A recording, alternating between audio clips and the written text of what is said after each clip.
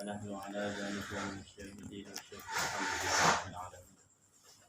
بل رحمه الله مع طريقة القدرية والتقدير إياك الله سبحانه وتعالى وصيام آمين في الكتاب والسماء وفي الصلاة وطول الحياة آمين. وقد شهد الشعب الإفراد بعد الوفاة رب العالمين. بارك الله رحمه الله على المكان pada mudzakarah al-Imam Sayyidi Syekh Muhammad rahimahullah wa radhiyallahu ta'ala wa Bismillahirrahmanirrahim. Qala al-musannif rahimahullah ta'ala wa nafa'ana bihi wa bi ulumihi wa barakatihi wa madana amin. Wa annahu sallallahu alaihi wa alihi wa sahbihi wa sallam, diriwayatkan daripada Nabi Muhammad sallallahu alaihi wa alihi wa sahbihi wasallam, ila akli riba yu'adzab al-khair yamut ila yawm al-qiyamah sabaha ila bahri ahmad bitadal wa annahu yalqam al-hajara kullama al-hajara sabaha bihi thumma 'ada fa yakun akhir hadha jalba wa laqad anna akli riba yab'ath yawm al-qiyamah majnun. Bahasanya diriwayatkan daripada Nabi Muhammad sallallahu alaihi wasallam, sesungguhnya orang yang makan uang riba akan diazab oleh Allah Subhanahu wa taala dari matinya sampai dibangkitkan di yaumul qiyamah. Sabahan dijepit, orangnya dijepit, kemudian dihimpit daripada kuburannya, dipalu dengan gada daripada malaikat-malaikat. Kemudian kita lanjutkan daripada teman-temannya iblis. Summa qala Nabi sallallahu alaihi wasallam, kemudian Nabi Muhammad sallallahu alaihi wasallam berkata kepada iblis, "Maka ma'ada'uk, sekarang berapakah musuhmu? Maka ma'ada'uk, berapakah musuhmu min ummati, daripada umatku?" Jadi percakapan yang kemarin bahwa iblis siapakah kekasihmu? Kemarin kekasihnya di antara orang makan riba, di antaranya orang yaitu ulama yang doyannya amplopnya gede dan lain sebagainya. Ini kekasihnya setan. Sekarang musuhnya setan, musuhnya iblis. Summa qala faka ma'adauka, kemudian berkata Nabi Muhammad SAW kepada iblis, berapa musuhmu? Min ummati, daripada umatku. Qala iblis li Rasulillah SAW isyruna, musuhku ini ada 20 golongan. Awaluhum, yang pertama, anta wa mahabbak, yang pertama musuhku ente sama orang yang baca sholawat sama ente. Ini musuhnya iblis. Sholawat kepada Nabi Muhammad SAW termasuk bagian daripada itu perintahnya Allah. Allah wa malaikatahu yusalluna 'alan nabi ya ayyuhalladzina amanu sallu 'alaihi wa sallimu taslima. Nah, ini termasuk musuhnya iblis. Nah, ini begitu kan. Sesungguhnya aku iblis benci banget ente. Abghadu ahli baitik. Terus kemudian aneh ini benci kepada ahli baitik, kepada yaitu cucu-cucumu benci. Makanya apa? Cucu-cucunya Nabi sallallahu alaihi wasallam sudah dibenci sama iblis. Tiap ada daripada cucunya Rasulullah yang hidup, maka apa, iblis akan menjadikan tentaranya. Siapa tentaranya? Mungkin tandingannya besok tandingannya ini. Makanya enggak heran kalau cucu-cucu Nabi diintimidasi. Gak heran kalau cucu-cucu Nabi dibunuh. Gak heran kalau cucu-cucu Nabi dimaki-maki. Gak heran. Karena sebab memang daripada Sayyidina Husain, Sayyidina Hasan itu memang wafatnya pun itu syahid. beliau wafatnya, kalau kita tahu tentang kisah Karbala, wafatnya Sayyidina Husain itu kepalanya dipenggal, kemudian dibuat sepak bola. Makanya kalau orang fanatik ya, memang halal sepak bola, tapi kalau zaman kakek-kakek Ali dulu sepak bola itu dilarang gitu. Kenapa? Ya karena kepalanya Sayyidina Husain itu dibuat sepak bola gitu. Sekarang Habibnya pakai sepak bola juga. Alhamdulillah, kalau itu dulu zaman kakek-kakek saya. Tapi Allah alam, nah, memang hukumnya enggak apa-apa. Namanya hukumnya sepak bola. Ya. Cuman kalau dilihat dari kisahnya gitu, kisahnya bahwasanya kepalanya Sayyidina Husain itu dibuat sepak bola. Dibuat seperti apa? Ditendang-tendang terus sampai ke ya gila. Nah, dari Irak, dari Karbala itu sampai ke Mesir. Bagaimana? Ditendangin terus. Alhamdulillah. Makanya ini musuh-musuhnya iblis ada cucu-cucu Nabi Sallallahu Alaihi Wasallam. Wal alim bi ilmin wal amin amilu bi ilmin. Musuhnya Nabi lagi, musuhnya iblis lagi, yaitu orang yang alim yang ngelakuin daripada ilmunya. Ini musuhnya iblis. Bapak, orang yang alim nggak ngelakuin ilmunya, ini adalah kekasihnya iblis. Orang alim gak doyan wirid, maksudnya kekasihnya iblis. Orang alim ngelakuin ilmunya, kalau orang alim ngelakuin ilmunya, insya Allah dia ngelakuin ilmunya, kemudian zikir pada Allah Subhanahu wa Ta'ala. Kalau ngelakuin ilmunya, ada orang alim gak ngelakuin ilmunya, ogah zikir, yang ada mau ceramah sono, yang penting dapat uang. Itulah orang alim, daya manusia. Orang alim yang ngelakuin ilmunya. Jadi kekasihnya iblis. Sini orang alim yang ngelakuin ilmunya, ini termasuk musuhnya iblis. Wasairul abrar, kemudian kata maqalah Sayyidi Syekh Nawal Al-Bantani, wasairul abrar, semuanya orang-orang yang baik-baik yang ngelakuin ilmu. Termasuk orang-orang yang zikir pada Allah Subhanahu wa Ta'ala. Ini termasuk jadi musuhnya iblis. Makanya sulit. Orang mau baiat aja sulit. Kenapa sulit? Dihalangin sono, dihalangin sono. Kadang apa?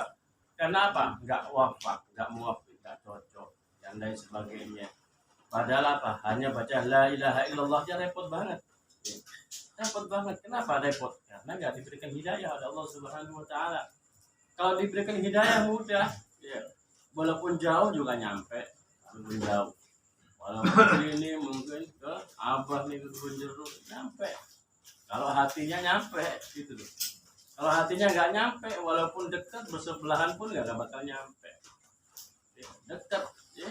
Mungkin jaraknya mungkin hanya 500 meter. Dekat mungkin jaraknya mungkin hanya 1 kilometer. Ya, ditempuh dengan jalan kaki bisa. Tapi kalau nggak ditakdirkan Allah, nggak akan bisa. Inilah yaitu orang-orang yang menjadi musuhnya iblis. Wahamilul Quran, dan orang yang menghafal Al-Quran, ini jadi musuhnya iblis. Hafidhu ay hafidhu, yaitu yang jelasnya yang hafal Al-Quran. Tidak amila nabi, kata Rasulullah, kalau dia ngelakuin tentang isinya Quran. Terus bagaimana orang yang hafal Quran nggak ngelakuin daripada Qurannya? Ya. Maka Ibnu Abbas ya mengatakan bahwasanya orang yang mana hamil Quran, ya, dia hafal Quran nggak ngelakuin dengan apa isinya Quran, dikhawatirkan Qurannya dijual. Apa Qurannya dijual? Qurannya hanya untuk diperjualbelikan. Diundang sono berapa duitnya, diundang sono berapa duitnya. Ya, dia pun poya-poya dan lain sebagainya. Sebab apa? Ya, orang-orang yang hafal Quran ini lebih berhati-hati. Makanya kalau kisahnya daripada habaib, kisahnya daripada salafun saleh, ya, mereka itu banyak membaca Al-Quran, sampai setengah hafal, cuma membaca. Kenapa? Pahalanya banyak yang membaca Al-Quran daripada ya menghafal Al-Quran. Orang hafal Al-Quran, jadi dia Bismillahirrahmanirrahim, tapi kalau dia membaca Quran, ya sulit. Kenapa? Sulit. Ya karena dia mata, ya terus jenuh. Coba kita baca Quran 15 menit aja, udah jenuh. Piangan kepala ini. Ya. Lah beda dengan orang hafal Quran. Ya. Merem, ya. peristiwa yang sama. Kalau kita diberikan zikir oleh Allah Subhanahu wa taala, ini sesuatu yang sulit dan akan jadi musuhnya iblis. Tidak aman nabihi. Qala Rasulullah sallallahu alaihi wasallam, bersabda Nabi Muhammad sallallahu alaihi wasallam, hamatul Qur'an wa rafa ahlul jannah yaumil qiyamah wa syuhada. Quwadu ahlul jannah wal anbiya sadatu ahlul jannah. Kata Nabi sallallahu alaihi wasallam, orang yang hafal Quran adalah makrifat-makrifat-nya termasuk orang yang masyhur ahli surga yaumul qiyamah besok. Wasyuhada, dan dia termasuk orang-orang yang syahid. Orang yang hafal Quran, kuwadu ahli jannah, mereka adalah tonggaknya daripada ahli surga. Wal anbiya sadatu ahli jannah. Adapun para nabi adalah pimpinannya ahli surga. Kemudian selanjutnya musuhnya iblis wal muadzin lillah fi khamsi shalawatin.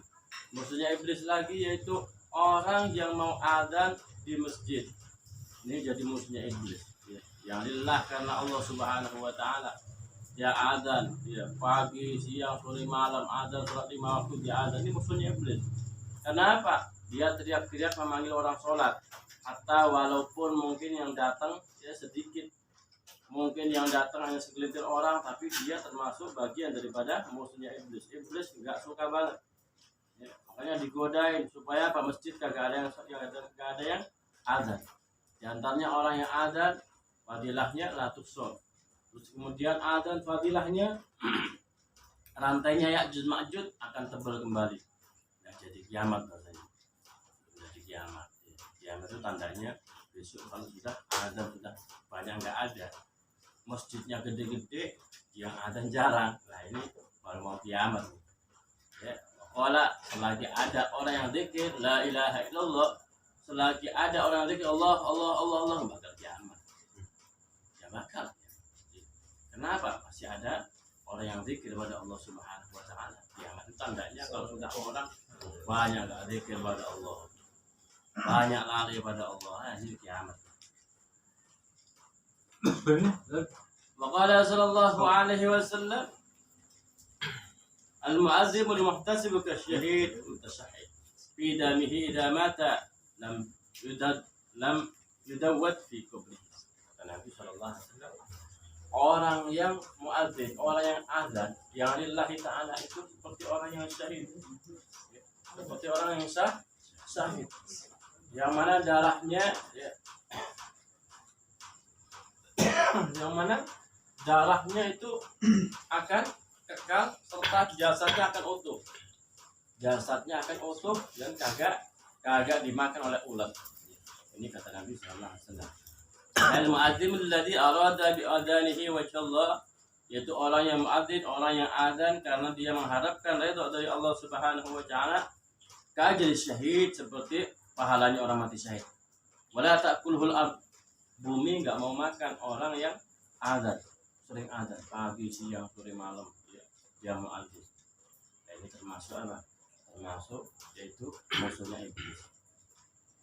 Kemudian selanjutnya musuhnya iblis lagi, muhibbul fuqara al-masakin wal yatama. Musuhnya iblis orang yang cinta orang fakir, cinta orang miskin, cinta anak yatim. Ini termasuk musuhnya iblis. Kata iblis yang berdialog dengan Nabi Muhammad SAW tadi, bahwasanya ya, iblis itu nggak demen banget pada orang yang cinta fakir. Sehingga Nabi Muhammad SAW beliau berdoa, Allahumma ja'alil miskin, maksudnya waj'alni miskin wa miskin maksudnya fi zumratil masakin. Ya Allah, jadikanlah aneh orang miskin, wafatkanlah aneh dalam keadaan miskin, dan kumpulkan aneh dengan orang-orang miskin. Ya, sekarang ya, mungkin banyak orang-orang yang mana tidak mau siapa yang miskin, tapi kata maqalah tasawuf katakan orang yang miskin apa orang miskin? Orang yang mana hatinya selalu butuh kepada Allah Subhanahu wa taala. Miskin butuh, walaupun dia mempunyai kekayaan, tapi apa? Dia tetap butuh saja pada Allah, nggak ngerasakan kekayaannya, nggak ngerasakan. Artinya dia mempunyai kekayaan untuk Allah Subhanahu wa taala, nggak merasakan. Ya, tetap ada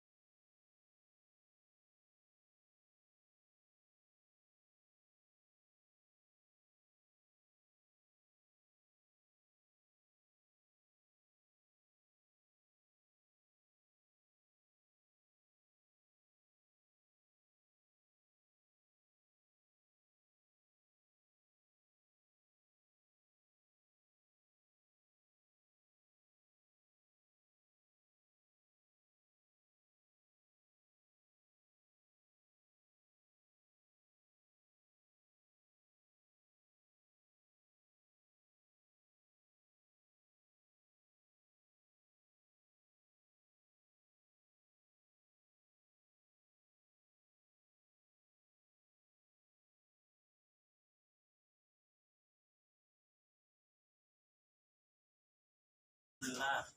Ya. Bagaimana Rasulullah sallallahu alaihi wasallam? Rasulullah itu 3 hari makan sekali. Ya. Bahwasanya 3 hari makan sekali, 2 hari sehari makan, 2 hari nggak makan. Kadang sehari makan, 3 hari nggak makan. Gitu. Bukan berarti bagaimana di Baitul Mal juga ada kalau buat makan, tetapi apa? Rasulullah itu uswatun hasan, mencontohkan. Di dalam di daerahnya Rasulullah itu ada ashabus suffah. Ashabus suffah itu makan nggak makan kita kumpul bahasanya. Artinya di situ ada sahabat Abu Hurairah, Ibnu Mas'ud dan sebagainya. Itunya di masjid, di serambi masjid.